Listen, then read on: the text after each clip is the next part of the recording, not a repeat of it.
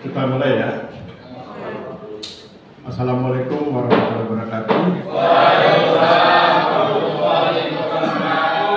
Salam sejahtera buat kita semua, mahasiswa sekalian. Hari ini pertemuan kita yang kedua. Pertemuan kedua itu sudah banyak tugas ya.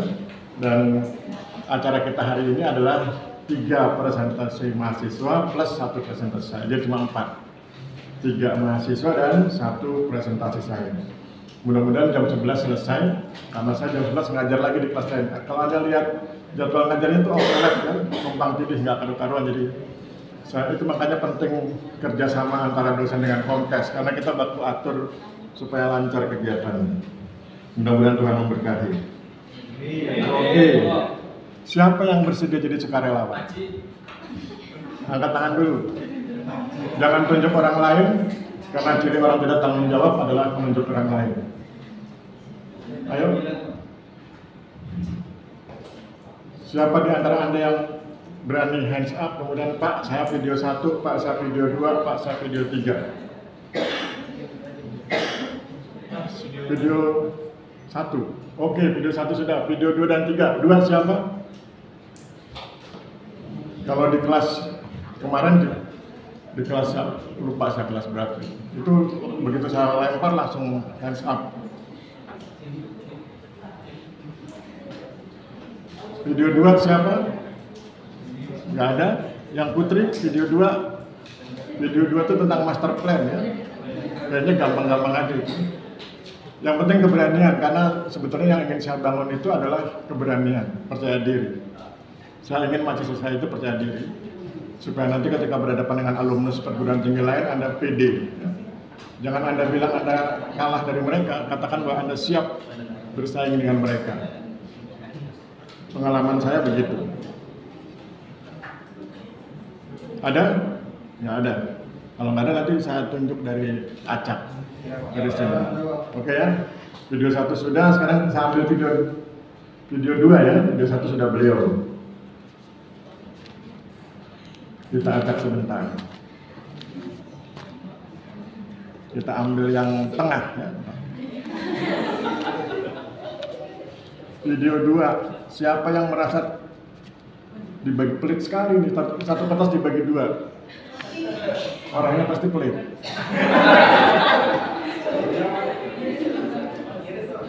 Mudah-mudahan nggak tersinggung ya.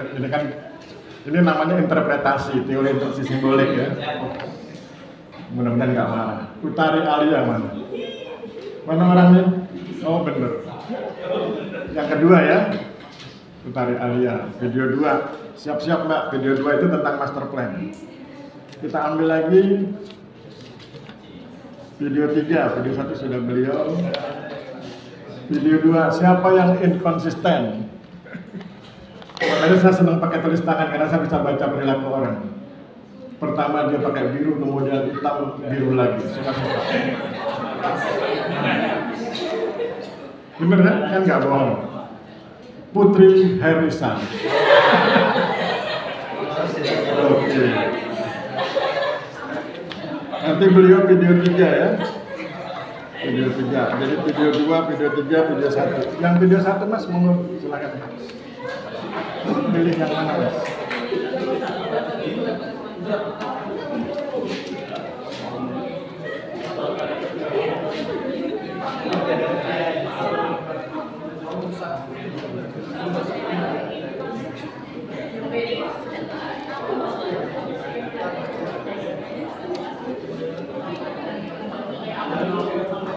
Usahakan minggu depan sukarela ya. Kalau beliau bisa, masa yang lain nggak bisa? Kan sama-sama makan nasi ya. Ya boleh. Duduk sini. Duduk. Santai. Sebelum beliau presentasi, saya ingin jelaskan aturan mainnya ya. Aturan mainnya nanti beliau presentasi, beliau bacakan apa yang beliau tulis video 1. Kemudian sesudah itu saya akan lempar ke audiens, barangkali ada yang ingin mengkritik. Sesudah dikritik atau dibahas, beliau merespon. Sesudah itu saya akan lempar lagi ke audiens teori yang mana yang akan digunakan. Ada 7 teori, silakan audiens pilih. Misalnya ada yang disebut teori segi X gitu ya, maka saya akan minta beliau untuk menjelaskan dengan teori itu. Ya, kalau nanti beliau gagal, saya bantu. Kalau saya gagal, Anda bantu ya. Oke, begitu tekniknya. Silakan perkenalkan nama, utusan mana Mas? Dari umum, dari SMA-nya di mana? Bogor. Nah, utusan Bogor betul? Dari umum itu berarti wilayah kabupatennya ya, karena ini nanti videonya saya sebar di Kapti supaya teman-teman di Kapti tahu ini ada orang Bogor, terutama Kapti Bogor ya, untuk promosi. Oke, silakan Mas. Assalamualaikum warahmatullahi wabarakatuh. Waalaikumsalam warahmatullahi wabarakatuh. Izin Bapak, izin rekan-rekan, izin perkenalkan diri. Nama saya Mustafa Abdul Akbar dari Kabupaten Bogor. Ya. Ingin mempresentasikan 5 poin penting yang saya peroleh dari review video 1 dari tugas sosiologi. Poin pertama yang saya dapat dari video 1 adalah reforma agraria adalah sebuah kegiatan yang mempertemukan antara penataan aset yang dimiliki masyarakat dan penataan aksesnya, yang mana masyarakat dapat memanfaatkan aset tersebut untuk bisnis. Reforma agraria terdiri dari 3 bagian. Yang pertama, reforma regulasi, yaitu aturan mainnya peraturan perundangan yang diperbaiki agar kemudian bisa memberikan kesejahteraan untuk masyarakat dalam konteks agraria. Yang kedua, ada reforma aset, yaitu dilakukan penataan ulang tentang aset-aset yang ada di Indonesia agar kemudian masyarakat mampu memperoleh sumber-sumber kesejahteraan. Sumber kesejahteraan ini dalam konteks sumber daya agraria. Yang ketiga, ada reforma akses, yaitu masyarakat didorong agar mampu memanfaatkan aset yang dimilikinya, dalam hal ini sumber daya agraria, untuk mencapai kesejahteraan. Reforma agraria juga bisa disebut sebagai Community Business Action Plan based on regional in the prime regional, yang artinya berbasis pada potensi wilayah dan community business yang berkaitan dengan usaha masyarakat.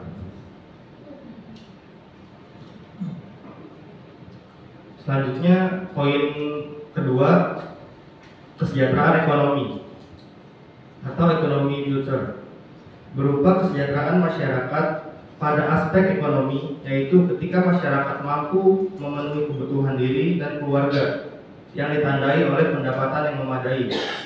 Contohnya seperti menanam pohon jati sebagai bentuk investasi jangka panjang, menanam rumput gajah untuk memberi pendapatan pada petani, dan mendukung pengembangan usaha peternakan.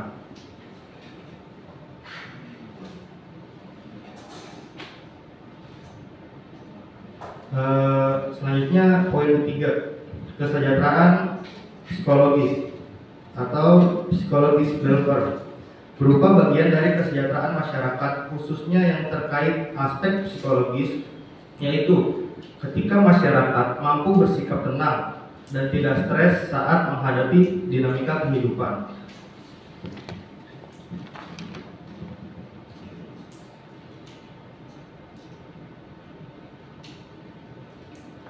Penyebab stres diperhatikan ketika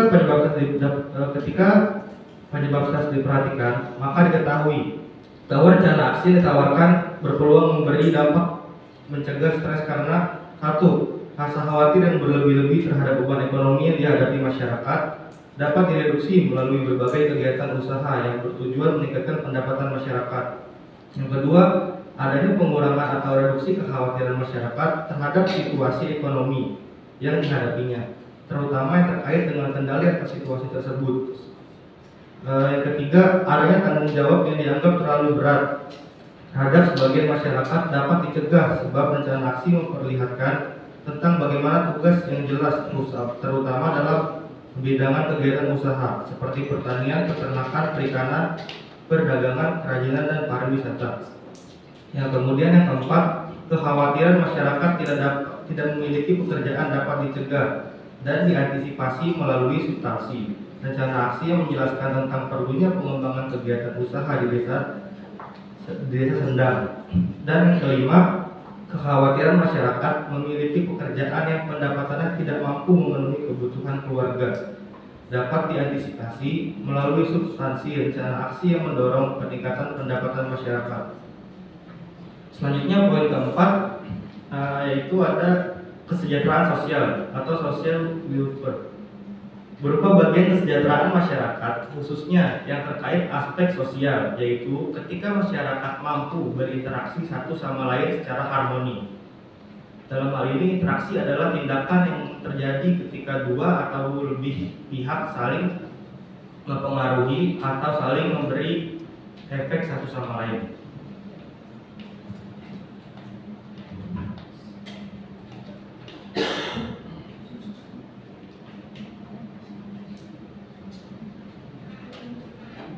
Poin yang terakhir, kesejahteraan budaya, cultural well-being, berupa kesejahteraan masyarakat pada aspek budaya yang memiliki cakupan berupa sikap pola perilaku dan pengetahuan, khususnya dalam mengekspresikan tradisi adat istiadat dan kesenian.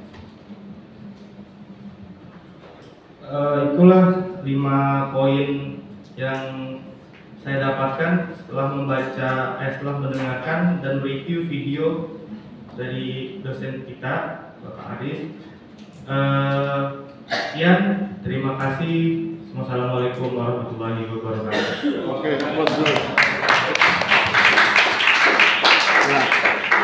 Sekarang saya persilahkan audiens ya untuk berkomentar. Boleh komentar, boleh bertanya, boleh mengkritik. Pokoknya ekspresikan aja apa yang ada di kepala Anda. Silakan siapa hands up, kemudian saya akan tunjuk. Ada? Nggak ada? Masa nggak ada yang mengkritik? Banyak salahnya loh. Nggak ada? Oke, kalau nggak ada yang mengkritik, kita anggap nggak ada ya. Kita masuk ke tahap berikut. Sekarang siapa di antara Anda yang bersedia memilihkan teori? Teori sosiologi itu ada 7 ya. Struktural fungsional, konflik, perilaku sosial, pertukaran sosial, aksi, fenomenologi, interaksi simbolik. Ada 7. Siapa di antara Anda yang bersedia meminta beliau membahas yang beliau sampaikan dari satu sisi teori tertentu, teori yang dari 7 tadi itu ya. Siapa yang bersedia? Cuma tinggal pilih, kemudian nanti beliau yang jawab. Tugas Anda hanya memilihkan beliau. Ya, silakan Mas, diri Mas. Esap. Waalaikumsalam. Terkait penelitian yang Pak dosen lakukan di Desa Sendang. Ya. Terkait rencana aksinya Pak. Di mana juga saat mereview videonya Bapak, itu saya tidak mendapati adanya rencana aksi yang dilakukan korelasi antara peraturannya. Mungkin kalau sudah sampai ke tingkat desa ini kan sudah ada perdesnya, itu yang tidak ada yang saya amati dalam video penelitian di bawah di Desa Sendang. Mohon sekiranya mungkin bisa diberikan gambaran rencana aksinya dengan payung hukumnya. Karena kan payung hukum BPRA itu fokusnya adalah akses. Ya. Nah, ini rencana aksi ini yang kami mau ketahui Pak. Terima kasih. Ya, belum selesai, jangan duduk dulu. Tolong pilihkan, nanti itu saya jawab ya. Tolong pilihkan dia satu teori dari 7 teori itu. Rencana aksi ya? Itu bukan teori. Kan ada 7 teori itu. Teori yang mana yang buat beliau? Teori aksi. Oh, teori aksi. Oke, thank you ya. Nanti beliau jawab. Tolong pikirkan baik-baik ya. Saya jawab dulu pertanyaannya ya. Jadi pertama yang harus kamu ketahui latar belakang saya. Saya sosiolog. Ya. Saya sosiolog, saya bukan orang hukum. Dan sebagai sosiolog, saya seringkali di tulisan-tulisan saya itu menghindari aspek hukum. Kenapa saya menghindari? Karena saya seringkali tidak terlalu percaya bahwa sebuah produk hukum itu akan berdampak positif kepada masyarakat, meskipun ada banyak produk hukum yang berdampak positif. Saya lebih percaya bahwa dampak positif itu lebih mudah diwujudkan ketika mereka membuat kesepakatan meskipun dalam bentuk yang bukan produk hukum. saya ulang kalimatnya, masyarakat itu lebih mudah mendapatkan kemajuan ketika mereka membuat kesepakatan untuk maju bersama, meskipun kesepakatan itu tidak diproses dalam bentuk produk hukum. Karena di level masyarakat, di level sosial, yang penting itu kesepakatan. Meskipun tidak ada perdesnya, kalau mereka sepakat mengerjakan sesuatu, maka mereka mengerjakan. Dan itu kemudian bisa membawa kemajuan. Fenomena yang ada di Desa Sendang itu tidak ada perdesnya. Mereka tidak buat perdes, mereka hanya bikin kesepakatan, yuk kita perbaiki aspek ini, kita perbaiki aspek ini, kita perbaiki aspek ini. Tujuannya misalnya, yuk kita perbaiki aspek ekonomi. Bagaimana cara memperbaikinya? Bagi mereka yang sudah punya sertifikat, mereka bisa mengagunkan di bank, kemudian dapat tambahan modal membesarkan usahanya. Itu aspek ekonomi. Dari aspek sosial, bagaimana supaya semua elemen, semua kegiatan ekonomi yang ada di desa itu, semua UMKM bersinergi satu sama lain, agar kemudian sama-sama berkembang, dan itu dari aspek sosialnya ada dalam bentuk harmoni. Dari aspek sosialnya dalam bentuk harmoni. Mereka harmoni, mereka rukun, mereka kerjasama satu dengan yang lain untuk memajukan satu dengan yang lain. Contoh, orang-orang yang bergerak di bidang pertanian itu akan mendukung orang-orang yang bergerak di bidang pariwisata. Begitu juga orang-orang yang bergerak di bidang perikanan akan mendukung orang-orang yang bergerak di bidang pariwisata, plus orang-orang yang bergerak di bisnis kuliner. Mereka saling dukung, itu aspek sosial, harmoni. Aspek psikologis, mereka bekerja sama, mereka bikin kesepakatan, ada jaminan sosial. Jaminan sosial bukan dalam bentuk uang, tapi dalam bentuk meyakinkan, dalam bentuk komitmen pemerintah desa untuk membantu dan menjaga, sehingga kemudian mereka punya semangat yang sama, semangat yang besar untuk memajukan wilayahnya, sehingga aspek psikologisnya terjaga. Mereka lebih tangguh, mereka lebih resilient ketika menghadapi benturan situasi. Misalnya harga pakan naik, kemudian hasil panen menurun, dalam pengertian harganya menurun, mereka bisa lebih tangguh menghadapi karena ada beban yang dibagikan satu sama yang lain dan ada backing sosial, backing psikologis dari pemerintah desa. Kemudian yang berikut ada aspek budaya. Teman-teman yang berkesenian itu bisa kemudian menyalurkan bakat seninya ketika ada event-event wisata. Jadi itu yang kemudian muncul di Desa Sendang. Memang tidak ada perdesnya, tapi ada dampak positifnya ketika mereka buat kesepakatan. Jadi bentuknya kesepakatan sosial, bukan perdes. Begitu Mas, karena memang fakta sosialnya seperti itu. Silakan ada komentar. Ini Pak, Ya. apakah masyarakat setempat disuplai dana, misalnya dari dana desa untuk pengembangan ekonomi yang ada di tempat? Karena sesuai amanat undang-undang tentang desa 2014 tentang desa itu, di mana aplikasinya pada Permendagri 87 tentang pengembangan desa, siapa tahu ini aja stimulan yang diberikan kepada masyarakat untuk pengembangan perekonomian yang ada di situ. Selain dari mungkin yang awalnya dari GDRA, fokusnya ke pemberdayaan aksesnya. Itu yang kami ketahui, yang saya ketahui. Ya, jadi dana desa itu menurut pemerintah desa relatif terbatas. Mungkin bagi orang lain bilang itu besar, sekian M. Tapi dilihat dari kebutuhan desa itu relatif terbatas, sehingga kemudian hanya difokuskan pada perbaikan infrastruktur. Dana desa hanya difokuskan pada perbaikan infrastruktur plus membiayai hal-hal yang diizinkan dalam ketentuan undang-undang. Sehingga kemudian untuk aspek yang tadi saya sebut itu tidak ada menggunakan bantuan dana desa. Memang mereka mandiri. Oleh sebab itu sebetulnya program pemberdayaannya itu mereka buat sendiri, mereka kerjakan sendiri. Bukan dalam artian ada tim dari Jakarta atau tim dari luar yang masuk ke dalam, tapi mereka bikin sendiri. Dan itu mereka bikin itu karena mereka sadar kalau sudah ada aset ini harus digunakan. Kesadaran tentang aset dan akses itu kemudian saya kemas sebagai reforma agraria. Jadi yang menyebut itu sebagai reforma agraria, saya sebagai peneliti, masyarakatnya nggak paham kalau itu reforma agraria. Bagi mereka, kalau sudah dikasih aset, pertama tentu mereka bersyukur pada Tuhan, sesudah itu mereka manfaatkan aset itu sebaik-baiknya sehingga kemudian mereka aksesnya bisa lebih baik. Gitu ya. Jadi memang beda gaya pendekatannya. Pertama, gaya pendekatan sosial, bukan gaya pendekatan hukum. Kedua, program pemberdayaannya itu mereka bangun sendiri, mereka kerjakan sendiri. Saya hanya datang sebagai peneliti. Dan yang ketiga, meskipun begitu, saya kemudian mengemasnya sebagai sebuah kegiatan reforma agraria. Karena saya ingin menunjukkan bahwa secara filosofi itu reforma agraria, meskipun tidak dikerjakan oleh orang-orang BPN. Gitu ya. Jadi filosofinya sudah reforma agraria, meskipun itu inisiatif pemerintah desa. Oke, begitu. Sekarang tugas narasumber ya, menjelaskan yang beliau ceritakan kesejahteraan, tapi dari sisi teori aksi. Ya. Silakan Mas. Terima kasih Bapak atas izinnya untuk menjelaskan teori aksi. Izin Bang Andi Dalil ingin menjawab lontaran pertanyaan tentang definisi aksi. Di sini definisi aksi termasuk dari salah satu paradigma sosiologi. Ada fakta sosial, perilaku sosial, peraturan sosial, dan definisi sosial atau aksi. Di sini dalam artian kesadaran, subjektif, objektif, bisa keputusan sendiri atau keputusan orang lain. Di dalam poin yang sudah saya tuliskan dari review video di YouTube, di sini terdapat poin definisi aksi dalam poin kesejahteraan sosial. Dari rencana aksi yang disusun mampu menyebabkan terjadinya harmoni di masyarakat,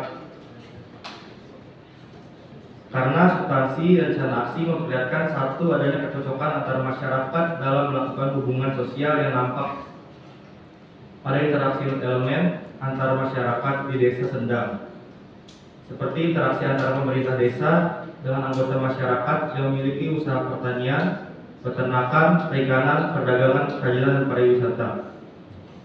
Ada juga di poin kelima, di poin kelima ada penggalangan solidaritas, kekompakan, dan kesetiakawanan. Di sini menurut saya ini termasuk dalam definisi aksi atau rencana aksi, yang mana kondisi disharmoni dapat dicegah kehadirannya di kalangan masyarakat melalui penggalangan solidaritas, kekompakan, dan kesetiakawanan bagi sesama anggota masyarakat yang menekuni kegiatan usaha tertentu seperti pertanian, peternakan, perikanan, perdagangan, kerajinan, dan pariwisata, yang kemudian dilanjutkan dengan menggalang solidaritas, kekompakan, dan kesetiakawanan antara kegiatan usaha hingga antar elemen yang lebih luas di masyarakat, yaitu pemerintah desa Sandang dengan masyarakat desa Sandang tersebut. Mungkin itu jawaban dari saya tentang rencana aksi. Apakah ada komentar atau tambahan dari Bang Andi Dalil?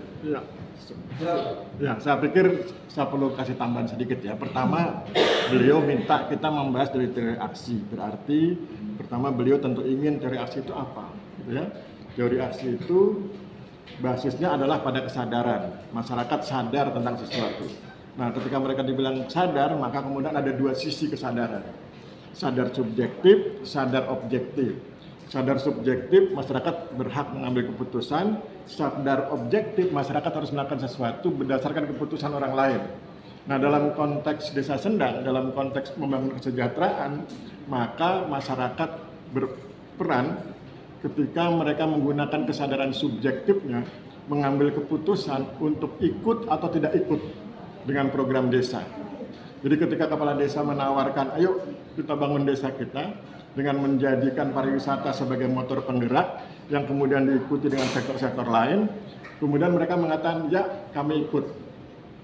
Ada yang bidang pertanian, ada yang perikanan, ada yang bisnis kuliner, segala macam mereka ikut bergabung dengan kegiatan yang diarahkan oleh pemerintah desa. Meskipun tanpa perdes, tadi diingatkan oleh beliau. Mana Pak Aris dasar hukumnya nggak ada, karena tanpa perdes, tapi tulisan dalam sebuah rapat desa. Nah kemudian sesudah mereka ikut, berarti mereka kan kemudian menyiapkan diri untuk menjalankan kesadaran objektif. Sebelumnya mereka punya kesempatan menerapkan kesadaran subjektif, mereka mengambil keputusan untuk ikut atau tidak ikut. Sesudah mereka ikut, mereka kemudian harus menerapkan kesadaran objektif. Kemudian pemerintah desa kan bilang, kalau Anda ikut, tolong bantu ini, begini, begini, begini. Yang bidang pertanian usahakan begini, yang bidang pariwisata begini, kemudian ada arahannya dari pemerintah desa. Yang itu kemudian mereka ikuti. Nah, ketika mereka mengikuti arahan itu, berarti mereka sedang menjalankan kesadaran objektif.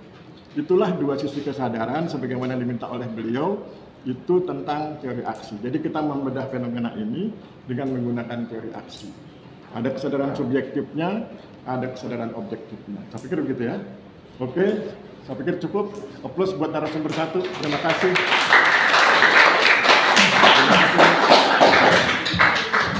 Yang berikut narasumber 2, video 2. Siapa tadi? Mbak Tari. Pakai U atau enggak? Pakai ya. U-nya di staples. Oke. Silakan dari mana, Mbak? Putusan mana? Ya, SMA-nya mana? Di SMA 2 Jogja. Oh, Jogja. Bilang dari Jogja aja ya.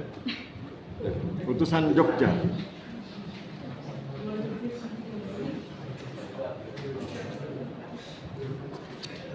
Video 2 ya. Assalamualaikum warahmatullahi wabarakatuh.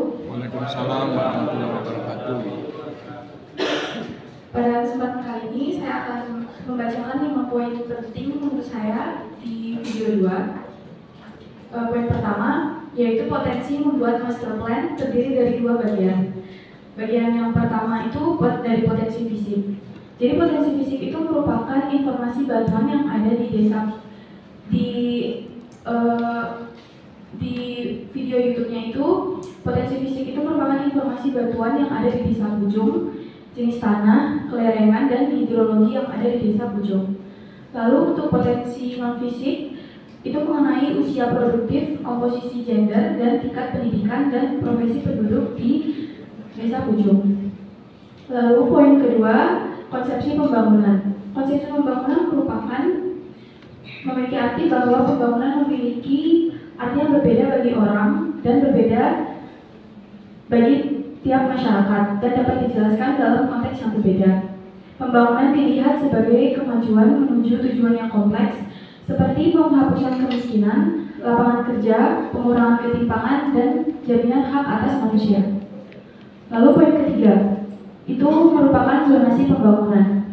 Jadi di video tersebut dijelaskan bahwa zonasi pembangunan pada hakikatnya merupakan instrumen pengendalian pendaftaran tanah dan dalam konteks zonasi pelaksanaan dalam penataan wilayah meliputi perencanaan pemanfaatan tanah.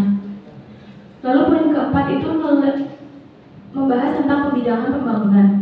Pembidangan pembangunan itu merupakan istilah sektor pembangunan, juga mencatatkan bahwa dalam aspek ekonomi, maka perencanaan pembangunan di suatu daerah merupakan cara untuk menentukan peran sektor-sektor tertentu dalam pencapaian pertumbuhan yang ditargetkan.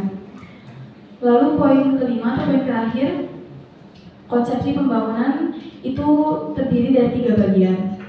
Bagian yang pertama itu pendekatan sosiologis. Pendekatan sosiologis itu diperlukan untuk mewujudkan pembangunan yang berkelanjutan. Lalu bagian kedua, pendekatan partisipatif. Pendekatan partisipatif itu dipantau dari efektif untuk mendukung pembangunan yang berbasis pada kemampuan masyarakat. Lalu bagian dari konsepsi pembangunan yang terakhir itu adalah pendekatan input dan output. Yang dimaksud dengan pendekatan input dan output itu adalah sesuatu yang dimaksudkan agar mendukung pencapaian tertentu.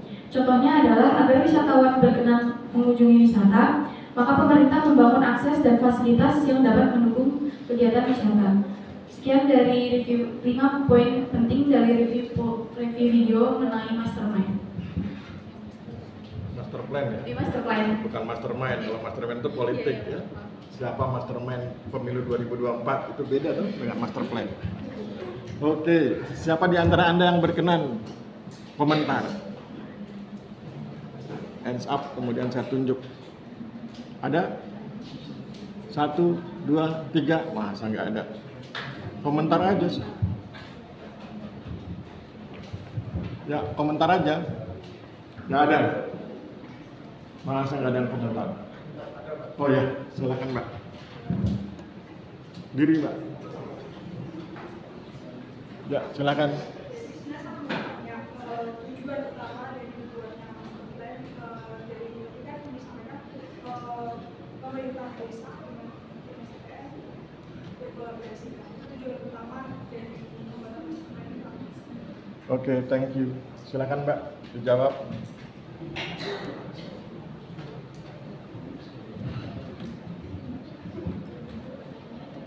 Ya. Jadi menurut saya tujuan dari master plan itu sebagai tujuan agar proyek itu berjalan secara sistematis, lancar dan rutin sesuai yang direncanakan oleh pemerintah. Untuk tujuan pengembangan kawasan tersebut sebagai memajukan pembangunan yang ada di wilayah tersebut, khususnya di Desa Pucung. Oke, saya tambahkan. Pertama, ide master plan bukan dari pemerintah. Bukan dari pemerintah pusat, bukan dari pemerintah kabupaten, tapi langsung dari pemerintah desa. Ya. Jadi artinya idenya dari masyarakat lokal. Kenapa STPN terlibat? Karena kita ditelepon. Saya sudah kenal baik dengan kepala desanya itu, saya ditelepon, Mas bisa bantu kami nggak? Bantu apa Pak Kepala Desa? Bantu kami buatkan master plan, kami butuh perencanaan desa untuk 20 tahun ke depan. Karena Desa Pucung itu termasuk unik. Kenapa unik? Desa-desa lain di Gunung Kidul itu punya objek wisata, yang objek wisatanya itu sudah berkembang. Sedangkan Desa Pucung itu punya objek wisata, tapi belum dimanfaatkan dengan baik. Nah, Kepala Desa itu ingin punya perencanaan, bagaimana memanfaatkan objek wisata yang ada di Pucung, dan itu kemudian sama seperti tadi yang di Sendang itu, nanti di backup oleh pertanian dan lain sebagainya. Maka kemudian saya hadir ke sana, saya bilang oke, saya bantu, saya punya beberapa peta, saya dibantu namanya Ibu Sugiasih, Anda kenalnya Ibu Sugiasih ya? Dia kan geograf, Ibu Sugiasih geograf, saya dibantu geodet namanya Mas Bayu, dulu PPNPN di STPN, sekarang beliau sudah bekerja di BPN Banten, ya. Sudah masuk di Kanwil BPN Banten. Jadi saya dibantu dua orang, satu geodet, satu geograf, saya sosiolog. Kami datang ke desa, peta-peta dibuat oleh dua orang itu, Mas Bayu dan Ibu Sugiasih. Kemudian saya bantu sistemnya. Yaitu saya bilang karena ini master plan-nya adalah master plan partisipatif, sistemnya harus dibuat oleh masyarakat sendiri. Jadi kemudian pemerintah desa, kepala desa mengumpulkan para kepala dukuh kemudian rapat di masing-masing dukuhnya mau dikembangkan seperti apa dukuhnya itu. Sesudah itu, para dukuh itu lapor ke kepala desa, kemudian oleh kepala desa dipilih yang ini bisa dilaksanakan, yang ini tidak bisa dilaksanakan, yang ini dilaksanakan tahun sekian, ini dilaksanakan tahun sekian, baru kemudian disusun master plan-nya oleh Pak Sekretaris Desa. Sesudah itu diserahkan ke saya koreksi sesuai dengan kaidah ilmiah, yang ini perlu diperbaiki dan seterusnya, akhirnya jadi master plan. Sesudah jadi itu kemudian disahkan, tapi ingat disahkannya beda dengan yang tadi ya, kalau yang tadi kan tanpa perdes, kalau yang ini dengan perdes. Tapi saya lupa nomor berapanya itu, karena bagi saya itu waktu itu saya belum sempat mencatat. Jadi ada perdesnya kalau yang master plan, diperdeskan oleh pemerintah desa sehingga kemudian mengikat pemerintah desa dan masyarakatnya. Kenapa harus dibuat perdes? Supaya mengikat, karena waktunya lama 20 tahun. Sehingga kemudian kan nanti kepala desanya bisa berganti, tapi perdesnya kan tetap berlangsung. Kecuali kemudian perdesnya nanti diubah ya. Itu. Jadi tujuannya adalah, kalau kemudian ditanya apa tujuannya master plan itu dibuat sebagai panduan kegiatan agar masyarakat dan pemerintah Desa Pucung itu bisa merancang kegiatan dan melaksanakan kegiatan tahap demi tahap selama 20 tahun sehingga tercapai tujuan tertentu. Tujuan tertentunya ada apa? Mandara. Pucung yang mandiri, damai dan sejahtera. Itu tujuannya. Kemudian diterjemahkan. Mandiri itu begini, damai itu begini, sejahtera itu begini. Gitu ya, mudah-mudahan itu bisa menjawab. Menambahkan yang tadi. Oke, berikutnya sebelum terakhir, siapa di antara Anda yang berkenan memilihkan teori? Tadi beliau sudah pilihkan teori aksi. Jadi jangan dipakai lagi teori aksinya. Untuk narasumber 2, siapa yang berkenan? Pak, Ya, ya. Pertanyaan terkait penelitian apakah master plan itu di Desa Pucung itu sesuai dengan RW, rencana tata ruang Kabupaten Pati? Gunung Kidul. Iya, Gunung Kidul. Ya, itu disesuaikan dengan itu. Ya. Karena makanya saya dibantu Ibu Sugiasih dan Mas Bayu, geograf dan geodet, karena itu ahlinya di mereka. Kalau saya kan sosiolog, cuma provokasi aja jagonya. Tapi kalau sudah teknis gambar menggambar, saya nggak bisa lagi. Meskipun dulu saya alumni STPN ya sama kayak Anda, tapi kan sekarang saya sudah lebih spesialis ke sosiologi. Oke, thank you. Siapa yang bersedia memberikan teori, memilihkan teori pada beliau, pada narasumber 2? Jangan gunakan teori aksi karena tadi sudah digunakan teori yang lain. Ada? Ayo cepat pilihkan teorinya supaya jam 11 saya harus ngajar di kelas lain. Sekarang sudah jam 10.43, tinggal 15 menit. Oh iya, apa mas teorinya? Teori yang dipilihkan fakta sosial, Pak. Teori apa? Fakta sosial itu paradigmanya, teorinya apa? Teorinya ada dua, struktural fungsional dan konflik. Pilih yang mana? Fungsional. Fungsional. Oke, itu ya. Ayo Mbak, silakan, itu ada permintaan. Bahas dengan struktural fungsional. Fenomenanya tentang master plan ya. Master plan partisipatif, master plan yang dibuat oleh masyarakat untuk masyarakat.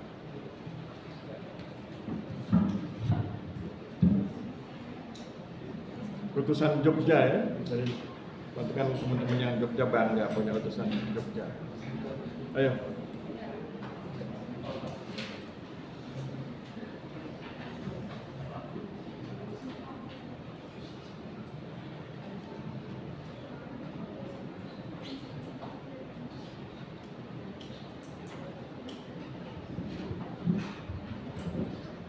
Mungkin untuk struktural fungsional, garis besarnya itu teori sosiologi yang memandang masyarakat sebagai satu sistem yang terdiri dari bagian-bagian yang saling berhubungan satu sama lain dan saling bertujuan untuk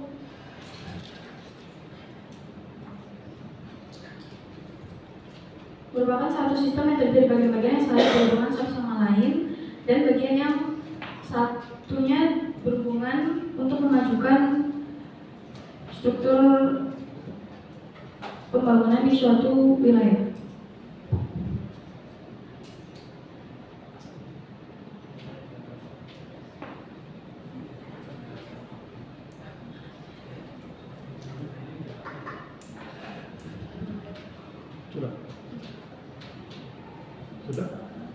Sudah selesai.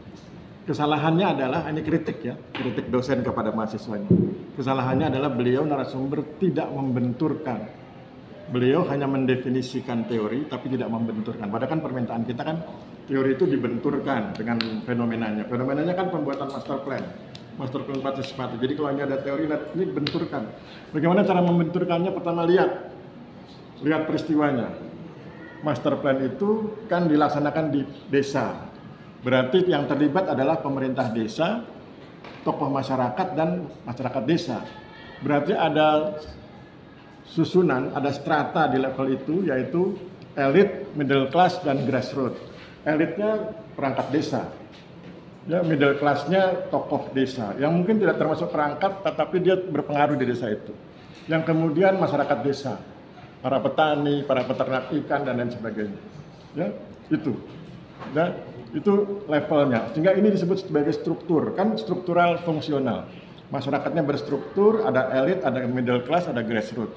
Ada pemerintah desa, termasuk perangkat desanya, ada tokoh desa, dan kemudian ada masyarakat desa. Mereka bekerja sama, saling berbagi, untuk kemudian saling memberi peran bagi bisa diwujudkannya master plan. Contoh, kepala desa mengambil keputusan bahwa dibutuhkan master plan, didukung oleh sekretaris desa, kemudian beliau kumpulkan para kepala dukuh, dan kepala dukuh sepakat untuk menyusun master plan, sehingga itu jadi keputusan desa. Berarti di level elit mengambil keputusan. Di level middle class, kelompok menengah, teman-teman tokoh desa yang bukan perangkat desa, kemudian mengaminkan, mengatakan iya. Sesudah mengatakan iya, mereka kemudian mendukung dan kemudian mencoba menerangkan kepada masyarakat, ini loh, kita akan dibuat master plan, mohon berkenan memberikan aspirasi. Aspirasinya nanti disampaikan melalui kepala dukuh. Maka kemudian di level grassroots, masyarakat mulai berpikir apa yang harus dimajukan di wilayah dukuhnya. Mereka kemudian menyampaikan secara lisan dan tertulis kepada kepala dukuh, dan itu dicatat oleh kepala dukuh. Kepala dukuh kemudian menghimpun, kemudian merumuskannya, kemudian disampaikan kepada kepala desa. Kepala desa kemudian berkoordinasi dengan para kepala dukuh, kemudian diputuskan yang ini dikerjakan, yang ini belum. Yang ini dikerjakan tahun sekian, yang ini tahun sekian. Karena kemudian kan master plan itu umurnya 20 tahun, 2022 hingga 2042. Jadi kemudian dibuat tahapan, tahun ini ngerjakan ini, tahun ini, sampai kemudian selesai. Kemudian lokasinya di mana, digunakan peta yang dibuat oleh Mbak Sugiasi dan Mas Bayu. Begitu. Nah itu artinya apa? Artinya kita membedah fenomena dengan menggunakan teori struktural, fungsional. Ada strukturnya, ada fungsinya. Ya, begitu. Jadi nanti kalau ujian begitu cara membedah teori itu. Cara membedah fenomena dengan teori tertentu ya. Tadi sudah dikasih contoh cara membedah fenomena dengan teori aksi. Kemudian narasumber 2 sudah kasih contoh cara membedah fenomena dengan teori struktural fungsional. Saya pikir cukup ya buat narasumber 2. Aplaus buat beliau, terima kasih. Ya. Terakhir yang berwarna biru, Mbak Putri.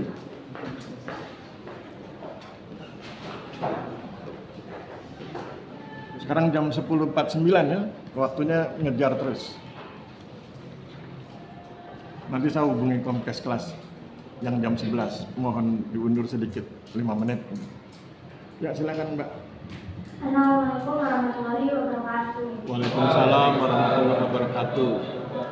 Saya Pria Rizalfiandini Putusan dari Temanggung, Jawa Tengah. Temanggung, Kabupaten Temanggung. Oke, putusan Temanggung. Di sini saya akan menjelaskan 5 poin penting yang dapat diperoleh dari video 3 dengan judul pelatihan leadership berbasis sumber daya agraria bagi staf kantor pemerintah Desa Pucung. Yang pertama, latar belakang pelaksanaan. Pemerintah Desa Pucung memiliki perhatian yang besar dalam memajukan masyarakat dan wilayahnya. Selain itu, pemerintah desa memiliki master plan desa yang disusun secara partisipatif dengan supervisi dan fasilitasi dari dosen STPN. Mereka berpandangan bahwa staf kantor pemerintah Desa Pucung perlu mendukung dan memahami penerapan master plan dalam berbagai kegiatan pembangunan. Yang kedua, tujuan pelaksanaan. Memberi pengetahuan dan keterampilan leadership agar dapat mengelola sumber daya agraria dengan baik, serta mendorong staf kantor pemerintah Desa Pucung agar memajukan wilayah desa tersebut. Yang ketiga, terdapat output dan outcome yang dihasilkan. Outputnya berupa terlaksananya pelatihan yang materinya berupa makna leadership, potensi agraria Desa Pucung, kompetensi, strategi, dan tantangan leadership di masa kini dan masa yang akan datang. Outcome-nya berupa peran dan kontribusi staf kantor pemerintah Desa Pucung dalam memajukan wilayah dengan memanfaatkan segenap potensi agraria. Kemudian yang keempat adalah pelaksanaan kegiatan yang dibagi ke dalam 5 bagian, yaitu pembukaan oleh moderator yang menjelaskan arti penting dari kegiatan pelatihan tersebut, profil narasumber dan tata tertib pelaksanaan. Yang kedua, sambutan kepala desa. Yang ketiga, presentasi narasumber yang menyampaikan materi berupa makna leadership, potensi agraria Desa Pucung, kompetensi, strategi, dan tantangan leadership di masa kini dan masa yang akan datang. Yang keempat, diskusi terbuka untuk memperjelas hal-hal yang bisa dipahami dan merumuskan konsep baru yang dapat digunakan secara bersama. Yang kelima, penutupan acara yang memiliki pesan agar peserta pelatihan memanfaatkan pengetahuan yang dimiliki bagi diri sendiri, orang lain, dan kemajuan Desa Pucung. Poin yang terakhir atau yang kelima adalah leadership skill dapat dilatih dengan berlatih untuk lebih disiplin agar dapat konsisten dalam menyelesaikan tugas, berlatih menjadi inspirasi bagi orang lain, mempelajari kondisi dan hal-hal yang terjadi dalam pekerjaan, berlatih untuk memberdayakan seluruh anggota, berlatih mengenali diri sendiri, dan berlatih untuk berani mengakui kesalahan. Demikian 5 poin yang saya sampaikan dari video 3. Oke, siapa yang ingin komentar? Siapa? Tadi yang komentar sudah 2 orang laki-laki ya. Mana yang perempuan? Laki-laki sudah 2. Yang perempuan? Oh, laki-laki lagi. Oke, silakan Mas, berdiri Mas. Komentar aja. Saya ingin berkomentar mungkin dari leadership tadi itu karena berbasis dengan potensi agraria dari kepemimpinan itu tadi, pelatihannya tadi itu untuk agar potensi agrarianya itu bisa maksimal, sehingga dari potensi agraria tadi tujuannya untuk kemakmuran masyarakat.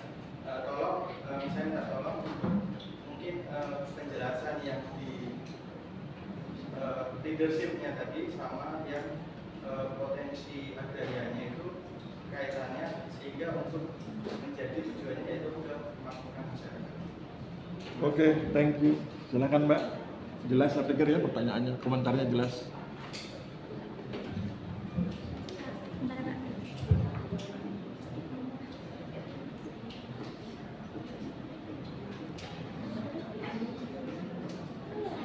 Jadi kan saya bantu ya, beliau bertanya apa kaitannya leadership dengan sumber daya agraria. Selama ini kan orang ngomongnya soal leadership. Terus sekarang kok bicaranya leadership berbasis sumber daya agraria. Apa kaitannya dan bagaimana menjelaskannya kira-kira begitu?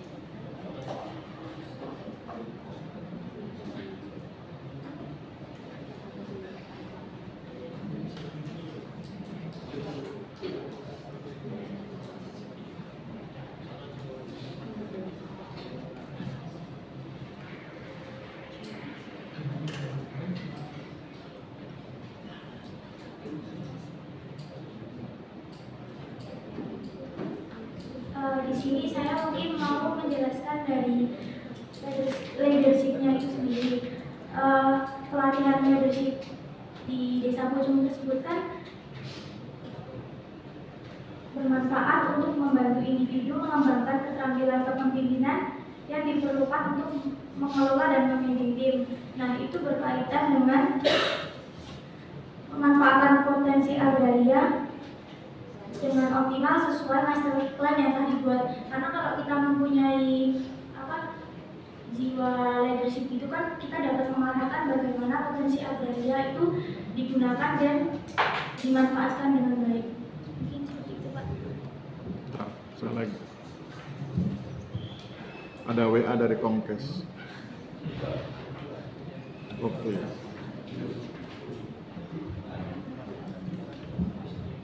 Jadi pertanyaannya adalah, tadi beliau komentar, selama ini kan kita selalu dengarnya leadership. Terus tiba-tiba sekarang kita dengar istilah leadership berbasis sumber daya agraria. Kenapa demikian kan kira-kira begitu? Istilah berbasis sumber daya agraria itu untuk memberi penguatan agar segenap elemen kepemimpinan itu digunakan dalam rangka memanfaatkan potensi sumber daya agraria yang ada di wilayah tersebut. Sebagaimana Anda ketahui, wilayah Pucung itu adalah desa kapur, daerah kars. Jadi angka kesuburannya tentu berbeda dengan daerah lain seperti Sleman. Oleh sebab itu maka kepemimpinan yang diambil harus relatif tegas agar supaya pemanfaatan sumber daya agrarianya itu relatif kuat, relatif optimal gitu. Misalnya wilayah tertentu digunakan untuk penanaman padang rumput untuk ternak, wilayah tertentu untuk budidaya tanaman tertentu dan lain sebagainya. Jadi relatif lebih tegas di daerah Pucung tipe kepemimpinannya karena memang pilihannya sangat sempit ya. Dengan keterbatasan kesuburan kan berarti pilihannya sangat sempit. Kalau ini gagal risikonya besar, maka kemudian dipilih dan kemudian juga waktunya penanaman diatur sedemikian rupa sehingga kemudian kapan kemarau dan kapan penghujan itu dihitung betul. Nah, itu tipe kepemimpinan yang diambil, itu yang disebut sebagai leadership berbasis sumber daya agraria. Jadi semua elemen kepemimpinan, semua unsur-unsur kepemimpinan yang dibutuhkan itu harus memperhatikan betul kondisi sumber daya agrarianya agar bisa dimanfaatkan secara optimal. Itu Mas. Ya. Kemudian mengenai teori, bisa tambahkan teori apa? Ya. Teori perilaku. Ada yang lain yang punya masukan? Nggak ada? Ya. Teori perilaku ya, silakan Mbak. Perilaku sosial. Nah, mungkin untuk menjelaskan tentang teori perilaku sosial masih berhubungan dengan pertanyaan yang Mas Utama tadi. Dengan adanya pelatihan leadership itu kan berarti mengembangkan potensi yang ada di diri kita masing-masing. Nah, yang tadinya mungkin belum terlalu baik untuk mengelola dan memimpin suatu tim, dengan adanya pelatihan tersebut kan menjadi lebih terampil dan lebih lebih baik dalam kepemimpinan. Nah, otomatis jika seseorang diberi pelatihan leadership akan memberikan dampak baik karena di masa yang akan datang itu pasti memberikan dampak positif. Ya, saya pikir sudah oke ya. Jadi teori perilaku kan kekuatannya di situ. Teori perilaku itu kekuatannya adalah bahwa perilaku hari ini akan mempengaruhi perilaku berikutnya dan perilaku tersebut akan kemudian mempengaruhi masa depannya. Itu kekuatan teori perilaku. Jadi basis perilaku. Nah, ketika kemudian tadi beliau menjelaskan kalau hari ini sumber daya agraria dikelola dengan baik, kalau hari ini kemudian objek wisatanya itu dikelola dengan baik, didukung oleh segenap potensi yang ada, pertanian, perikanan, peternakan, kemudian budaya, maka itu bisa memberi harapan yang baik. Karena nanti muaranya seperti yang ditulis di master plan itu, muaranya adalah Pucung Mandara, Pucung yang mandiri, damai dan sejahtera di tahun 2042. Kalau itu tercapai, itu karena semua dipersiapkan dengan baik, perilakunya diatur sejak dini, sejak tahun 2022. Saya pikir begitu ya. Aplaus buat narasumber 3, terima kasih.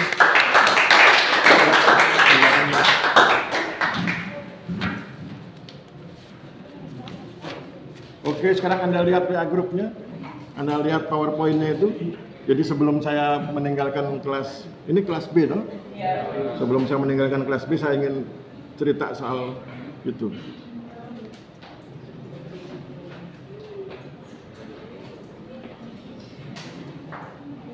Belum ada PowerPoint-nya ya? Oke, saya kirim ya.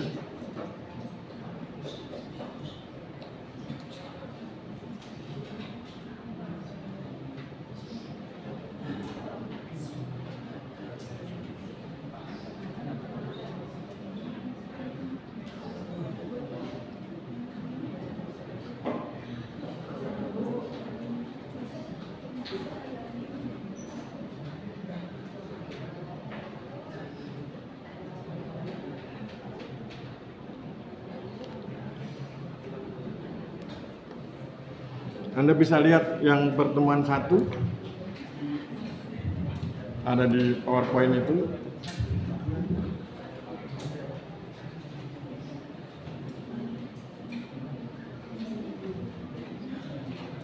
Pertemuan 1 itu sebetulnya materi untuk pertemuan 1, tapi kita gunakan di pertemuan kedua karena pertemuan 1 kita gunakan untuk perkenalan ya. Di pertemuan 1 itu saya tulis sosiologi agraria, sebuah penjelasan awal terkait referensi. Saya kasih garis bawah referensi. Ciri ilmuwan itu berbasis referensi. Anda nanti kalau sudah lulus dari STPN, Anda bekerja sebagai profesional. Dan ciri profesional juga berdasarkan referensi.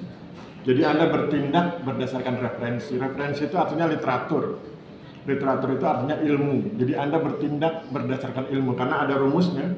Jangan melakukan sesuatu kalau Anda tidak tahu ilmunya. Oleh sebab itu menjadi penting buat Anda ilmu. Dan kalau bicara ilmu berarti bicara buku, bisa bicara jurnal dan lain sebagainya.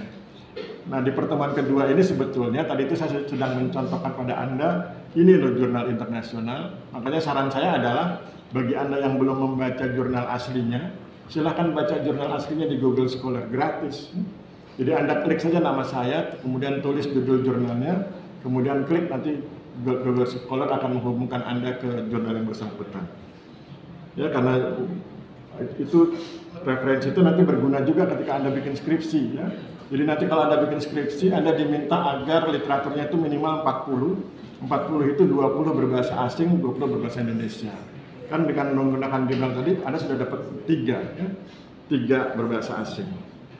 Kemudian Anda lihat di slide keempat itu ada gaya senior Anda lagi menyampaikan presentasi. Dulu berdiri presentasinya, sekarang duduk ya, karena saya pikir kasihan kalau berdiri kelamaan ya. Kalau duduk kan lebih santai. Saya sedang mencoba mengajak Anda punya kemampuan public speaking ya. Tadi beberapa sahabat sudah kelihatan punya kemampuan public speaking. Beliau sudah punya kemampuan public speaking. Tapi yang lain mari kita bangun. Jangan bilang tidak mungkin, karena semuanya bisa asal Anda berkenan belajar. Public speaking itu menuntut Anda punya kemampuan membaca. Anda harus punya kemampuan baca yang banyak supaya kemudian kalau orang tanya lincah menjawabnya. Punya kemampuan mendengar, perhatikan orang ngomong, dengarkan komentarnya, kemudian respon.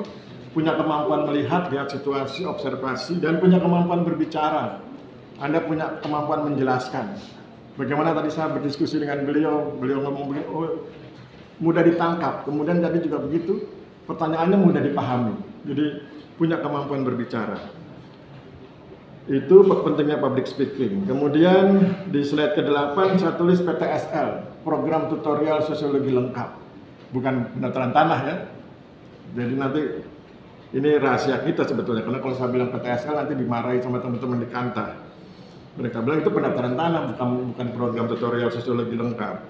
Tapi ini permainan kita saja, bahwa dengan membaca buku-buku itu Anda sudah cukup memahami mana coverage, mana wilayah cakupan dari sosiologi agraria. Kemudian yang berikutnya di slide ke-13, Anda bisa lihat bagaimana orang sosiologi memahami sesuatu. Anda lihat ada masyarakatnya, kemudian yang warna biru itu, yang lingkaran-lingkaran itu, ada masyarakatnya, kemudian ada agrarinya dikelola dengan baik, kemudian muncul puncak-puncak perhatian. Puncak perhatian pertama sosioekonomi, kemudian ada sosiolegitimasi, ada sosioekologi, dan ada sosiokomunikasi. Kalau Anda ngomong soal penguasaan pemilikan dan penggunaan tanah misalnya, Anda ngomong soal penguasaan dan pemilikan tanah, itu Anda bicara tentang sosiolegitimasi, tentang keabsahan, penguasaan dan pemilikan tanah. Kalau Anda ngomong soal penggunaan dan pemanfaatan tanah, itu Anda berada di wilayah sosioekologi. Kalau Anda bicara tentang manfaat sesuatu, kemudian bagaimana sesuatu itu memberi dampak pendapatan pada masyarakat, Anda sedang bicara tentang sosioekonomi. Kalau Anda bicara tentang interaksi para pihak, sinergi para pihak, itu Anda sedang bicara tentang sosiokomunikasi. Nah, itu puncak-puncak perhatian dari perspektif sosiologi. Kemudian Anda bisa lihat buku-bukunya, nanti bisa Anda baca di perpus. Kemudian kalau perpus bukunya habis, Anda bisa protes ke Pak Yosef, ya, supaya kemudian beliau belikan bukunya. Kemudian di alinea di slide terakhir itu ada humor. Ya. Saya kan nggak pintar humor, tapi kadang-kadang pengen juga nulis humor. Ya. Itu ada humor tentang bahasa. Perhatikan teks bahasa Indonesia berikut ini. 3 nenek sihir melihat 3 buah arloji merek Swatch. Nenek sihir mana yang melihat arloji merek Swatch? Bahasa Indonesia gampang. Coba Anda baca bahasa Inggrisnya. Itu lidahnya agak sulit ya. Ketekuk lidahnya. Itu terjemahan bahasa Inggrisnya dari yang tadi yang bahasa Indonesia. Kemudian kita pindah ke slide yang ke PowerPoint yang kedua.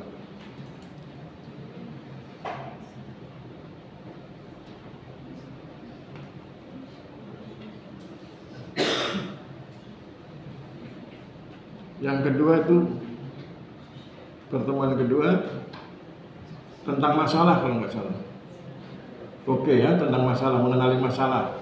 Nah tadi kita sudah belajar, di pertemuan 1 kita sudah belajar paradigma. Paradigma terdiri dari teori, di dalam paradigma ada teori. Di dalam teori ada konsep, di dalam konsep ada parameter. Nah di gambar ini, di slide kedua disebutkan di dalam paradigma ada perspektif. Ini misalnya ada perspektif 1, 2. Perspektif itu artinya cara pandang. Anda memandang sesuatu berdasarkan teori. Kalau tadi sahabat kita bilang, ayo kita bahas dengan teori aksi, berarti beliau menggunakan perspektif aksi. Ada lagi yang bilang pakai struktural fungsional, berarti beliau sedang bicara tentang perspektif struktural fungsional. Ada yang bilang pakai perilaku sosial, berarti pakai perspektif perilaku sosial. Jadi kalau Anda memandang sesuatu dengan berbasis teori, itu berarti Anda sedang menggunakan perspektif. Ya, itu yang dimaksud dengan perspektif.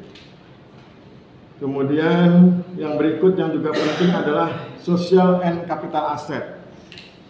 Jadi tanah itu punya 2 fungsi, sebagai aset sosial dan sebagai aset kapital, modal dalam artian ekonomi. Contohnya begini, kalau Anda punya sebidang tanah, kemudian karena Anda punya sebidang tanah itu, maka kemudian Anda diundang menghadiri pertemuan di desa untuk mengambil keputusan tertentu yang berkaitan dengan desa tersebut, maka itu artinya tanah itu berfungsi sebagai social asset. Karena ada tanah itu, Anda diakui eksistensinya secara sosial. Anda diundang mengikuti rapat atau mengambil keputusan tentang desa tersebut. Ya. Itu berarti tanah berperan sebagai social asset. Kalau kemudian tanah itu Anda bisniskan, dijual, disewakan, digarap orang, dibagi hasil, dan lain-lain, maka itu tanah berfungsi sebagai capital asset. Anda mendapat keuntungan ekonomi dari tanah itu. Jadi ada dua sisi, bisa keuntungan sosial karena dia social asset, bisa keuntungan ekonomi karena dia adalah capital asset. Itu ya. Kemudian yang terakhir tentang pasal 33 ayat 3 Undang-Undang Dasar 1945 itu di slide ke-9. Bumi, air, dan kekayaan alam yang terkandung di dalamnya dikuasai oleh negara dan dipergunakan untuk sebesar-besarnya kemakmuran rakyat. Berarti kalau berbicara bumi, air, dan seterusnya itu berarti bicara agraria. Berarti agraria itu harusnya memakmurkan. Oleh sebab itu kalau ada kemiskinan berarti ada masalah dengan agrarianya.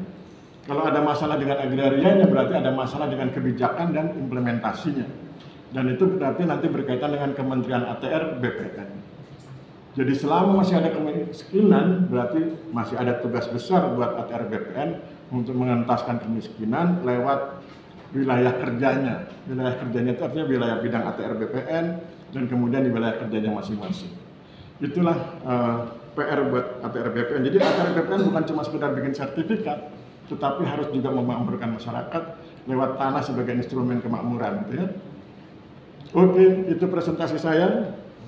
Kalau ada yang ingin komentar silakan, tapi jangan bilang Pak, coba bedah dengan teori ini, gitu ya. Waktunya nggak cukup. Ya. Ada komentar silakan. Nggak ada? Kalau nggak ada kita akhiri ya, karena dari tadi saya sudah di WA Komkes kelas F. Mereka bilang Pak jam 11 kuliah, sekarang sudah 11.10. Oke ya, kita akhiri. Pertama, mohon maaf kalau ada kata-kata saya yang membuat Anda tersinggung, tidak berkenan. Kemudian hari ini Anda sudah belajar 3 teori. Ada teori aksi, teori struktural fungsional, teori perilaku sosial. Nanti di setiap pertemuan kita akan buat begitu. Sehingga kemudian nanti 7 teori itu melekat di kepala Anda tanpa terasa. Tanpa terasa Anda hafal. Karena saya punya prinsip belajar itu tidak harus dihafal. Materi itu nggak usah dihafal, tapi dimainkan logikanya, disimpan di memorinya, begitu Anda ujian klik keluar semua. Gitu ya, jangan dihafal. Saya pikir demikian, kita akhiri. Wabillahi taufiq wal hidayah. Wassalamualaikum warahmatullahi wabarakatuh. Salam sejahtera buat kita semua. Terima kasih dan selamat siang.